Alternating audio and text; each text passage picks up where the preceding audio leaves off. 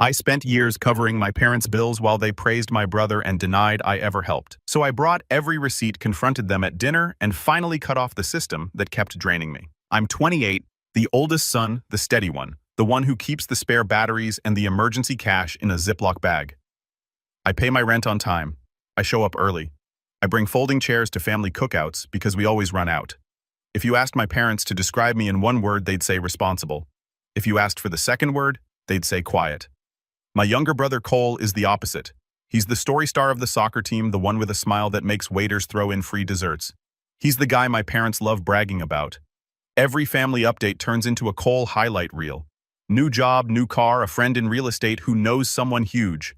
They say it like an incantation. Proof that we're doing fine as a family because Cole is shining. I used to joke that I was the background music while Cole was the lead singer. Except the joke stopped being funny around age 22 when I was working double shifts and still showing up to fix the Wi-Fi and replace the light bulbs at my parents' place because Dad's back hurts and Mom shouldn't be on a ladder. They never asked how I was. They asked what I could do.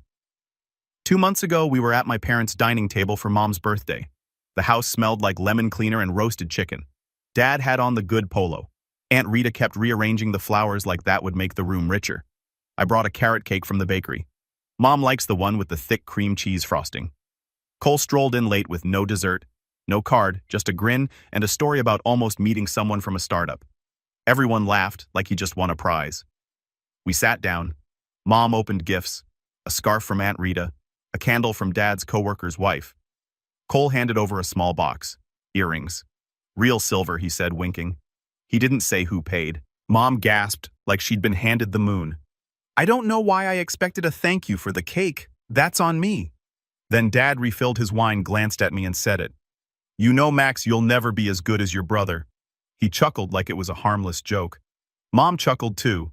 The table joined in. Cole laughed the loudest. I heard it as a sentence, not a joke. I put my fork down. My cheeks were hot in my head. I counted 11 months of covering their electric last year when Dad's hours got cut. 31 gas fill-ups after Mom's car just needed a little help. 22 transfers labeled groceries because the fridge was empty. And your brother is between paychecks. I counted like breaths. Wow, Aunt Rita said, watching me. Don't be sensitive, honey. I wasn't crying. I was stunned. In that quiet, Mom added lightly, we just want you to be more ambitious, that's all. I reached for my water. The glass shook a little. I told myself to swallow it, smile, make a joke. Keep the peace because that's what I do. But then Aunt Rita turned to Cole and said, you really are the man of the family. And Mom nodded. A small laugh came from Dad's side. He's the one we can rely on. I don't know why that was the thing that pierced me, but it was. The word rely landed hard. It hit the part of me that keeps spreadsheets of due dates and bank transfers and receipts. The part that memorizes account numbers and Wi-Fi passwords and the exact model of the fridge filter. I didn't say a word. I helped clear the plates box, the leftovers wiped the counter. When I grabbed my jacket, Mom hugged me without looking at my face and whispered, try not to be jealous of your brother. On my way out, Cole clapped my shoulder. Don't take it personal, man. Outside, the porch light flickered. I stood under it, keys in hand, listening to them laugh through the window. I thought of the notification from that morning. $220 sent to Mom groceries. I'd sent it without thinking like I always did. My phone buzzed a text from Mom. We love you. Bring paper towels next time. We're out. No heart emoji. No thank you. Just a list. I drove home in silence. I put the carrot cake box in my fridge even though it was half empty. I sat on the couch and stared at the receipts folder in my email that I've been building for years like a weird hobby. Little green check marks, $80, $115, $400, $900. It all blurred. The next morning, Dad called and left a voicemail I didn't answer. Hey kiddo, don't be dramatic. Family jokes. I played it twice. Then I opened my banking app and scrolled and scrolled and scrolled. That night I realized the joke was on me. And in the middle of that realization, while I was checking the date of a transfer labeled utilities, my screen lit up with a group chat notification. Family dinner. Sunday, 6 p.m. Don't forget, Mom wrote. I stared at the words for a long time and felt something in me tilt. The money started when I was 21 and thought helping out was what good sons did. Dad called one January after a snowstorm. Power bill's a little high this month. Can you spot us? $120, I'll pay you back Friday. He didn't pay me back Friday. He didn't pay me back ever, but he did ask again in February.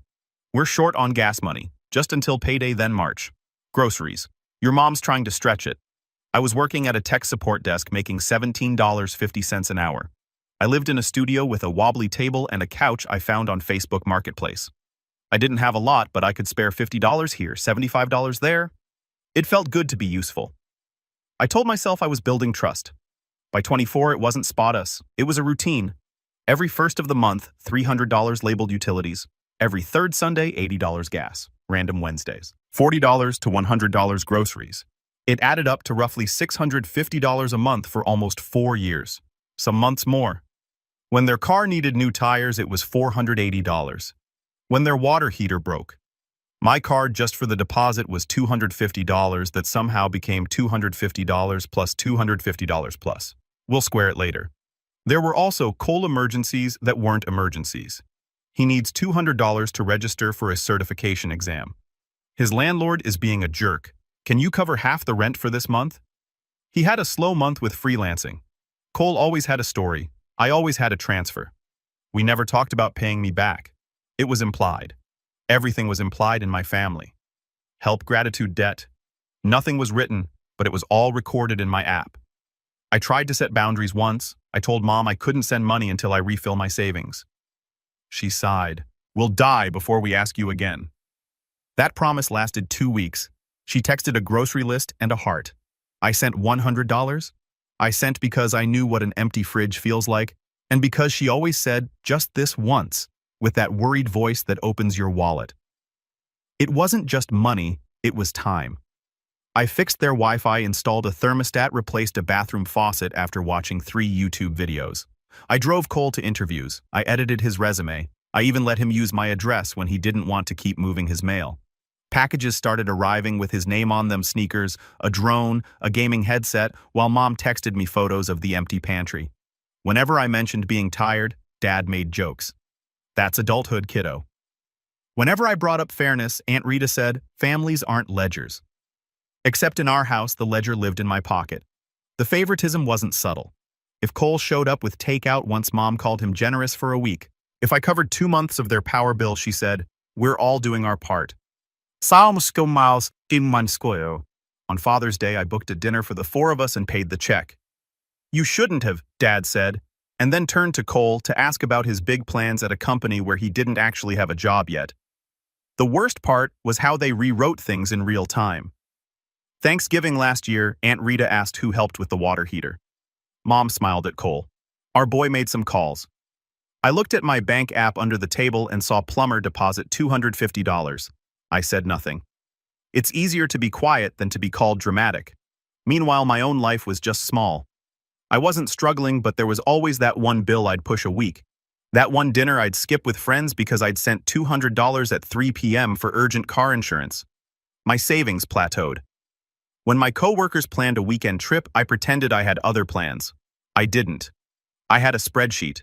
I used to think they didn't know that maybe the details were fuzzy in their heads, but they knew.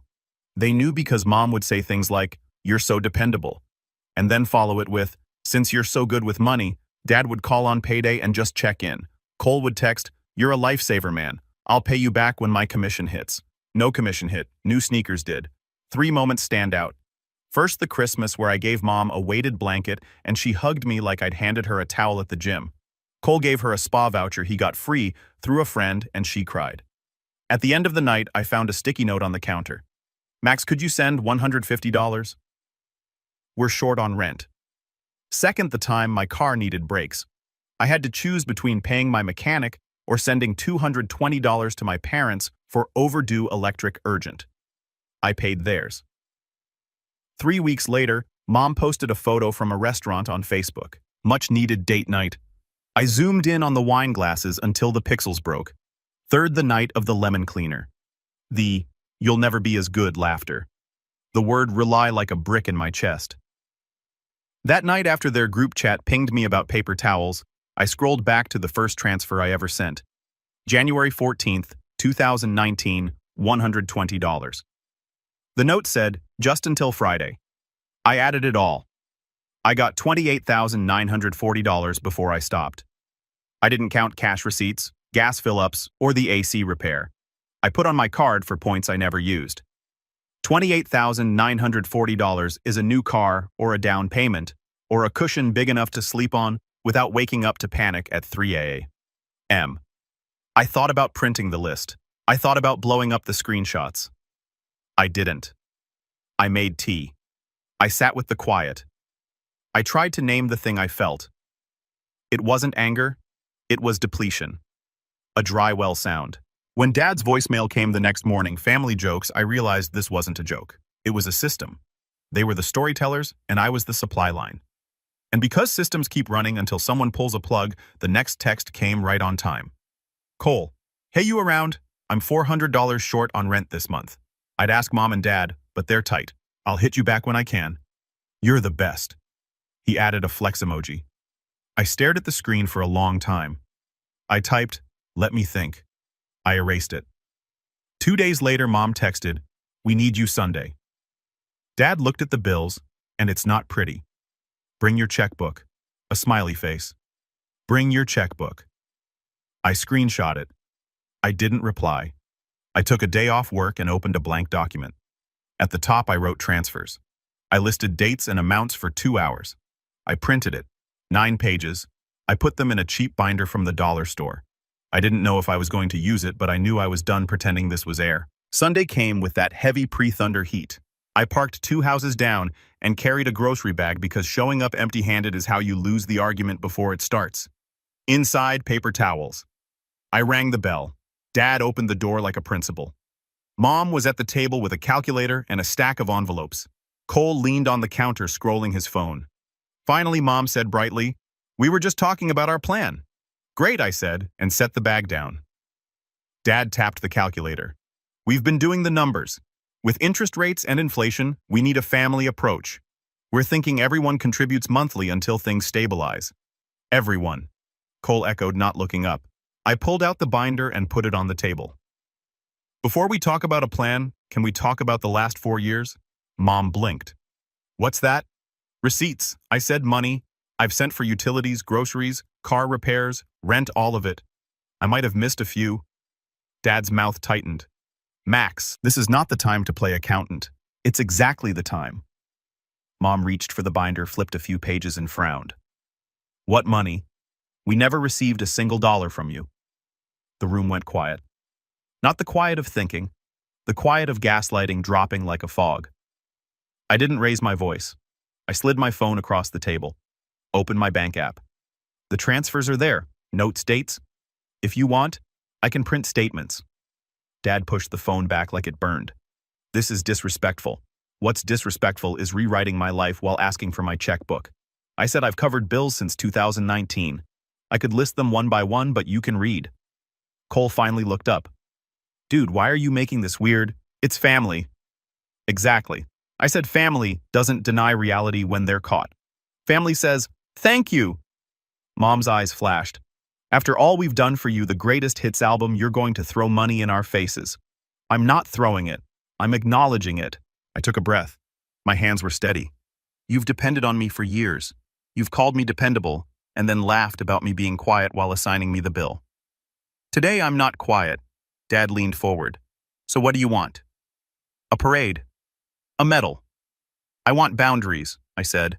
No more monthly transfers, no more emergency Venmos. If you need help, you ask in advance and you accept no for an answer.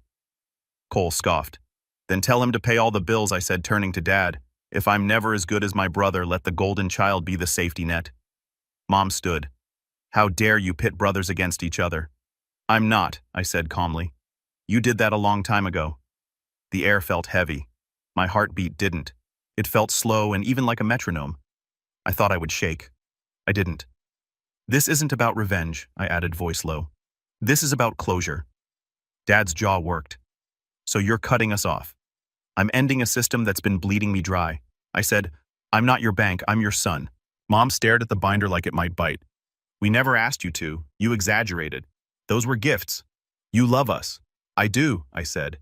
And loving you cannot mean bankrupting myself financially or emotionally. Cole laughed once sharp. Whatever, man. I picked up the binder, slid the paper towels across the counter, and headed for the door.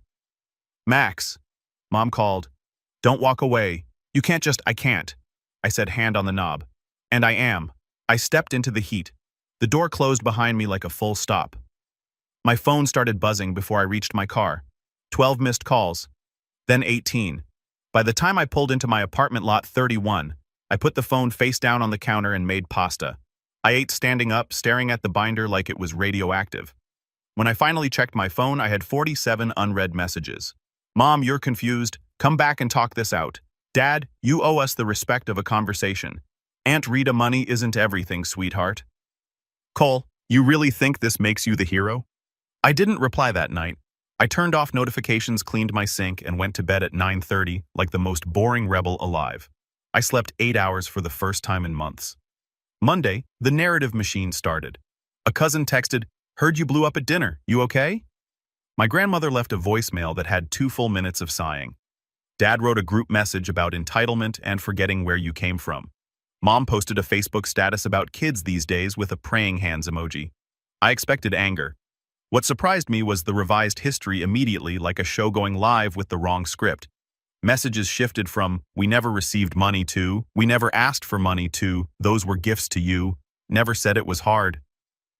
I took a screenshot of each version, not to send, just to keep myself from doubting my own memory later. At work, I backed up the binder as PDFs. And then I did something small that felt huge. I opened my bank app and canceled 3 recurring transfers. Utilities, gas, groceries. The app asked, "Are you sure?" I hit yes. My chest felt both empty and light. The calls kept coming. Mom alternated between sobbing and sounding like a customer service rep. "We can start fresh," she said on one voicemail. "Let's just agree on a number, maybe $300 a month." Dad tried logic. "We're a unit. Everyone does their part." Cole sent me a Venmo request for $400 with the note rent. Last time I declined it. He sent a question mark. I didn't answer. Midweek, Aunt Rita invited me to coffee, not an ambush, I promise. It was an ambush. She opened with a hug that smelled like powder and then went into a speech. I'm pretty sure she rehearsed in the car. "Let's not burn bridges over a misunderstanding." "What misunderstanding?" I asked. She smiled. "The way people smile when they think you're 5. You embarrassed your parents. They feel attacked." They felt attacked by math. I said. She sighed. "You know your mother. She worries. She says you didn't tell her you were keeping track. So gratitude only counts if I don't keep a receipt." I asked. "Got it." She blinked. "You're being unkind. I'm being accurate." I paid for my own coffee and left before she could turn accuracy into cruelty. By Friday, the tone changed. The group chat pinged with family meeting Sunday. I typed, "I won't be there," and sent it before the fear could edit me. Mom replied instantly. "You think you're better than us now?" Dad added. "Don't forget who raised you." Ils sont simples sabas. Cole texted, "You've always been jealous, bro. Sad." I muted the chat. I made a grocery list with exactly what I wanted. Berries, pasta, salmon, a kind of yogurt I usually skip because it's not necessary. I bought it. I ate it with a spoon the size of my boundaries. Little practical changes followed. I set up a savings transfer with the same dates and amounts as what I used to send them. Watching $300 slide into my own account on the 1st of the month was like unlocking a window. I booked a dentist appointment I'd been putting off. I called a therapist and said, "I need help untangling guilt from responsibility." She said, "That's a job I do a lot at night." The temptation to explain buzzed in me like a mosquito, to send a long, calm message with screenshots and numbered lists and I statements. I didn't. Explaining to people committed to not hearing you is performance art. I didn't have the energy.